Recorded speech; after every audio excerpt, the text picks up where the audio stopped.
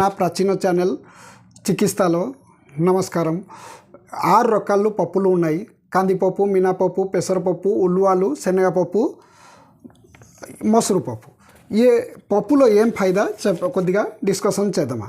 కందిపప్పులో ఏమే మనకు లాంగ్స్ క్లీన్ చేసేది, అస్తమా తగ్గిపోయేది ఆర్ ఎలర్జీ కూడా తగ్గుతుంది.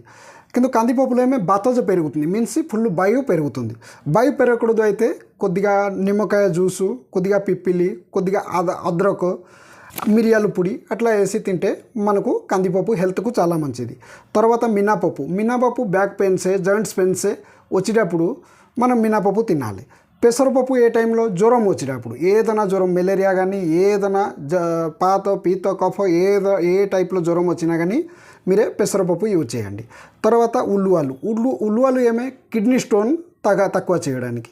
మీకు కిడ్నీ స్టోన్ ఉంది కనుకోండి, మీరే ఉల్వాలు బాయిల్ చేసి తింటే మీ స్టోన్స్ బయటికి వచ్చేస్తుంది. తర్వాత శనగపప్పు, మసూరు పప్పుకు రేటు కందిపప్పు అంటారు కదా, ఈ 2 తినకండి. ఈ 2 వల్ల ఏమే బయో ఫుల్గా పెరుగుతుంది. ఈ 2 తినకూడదు.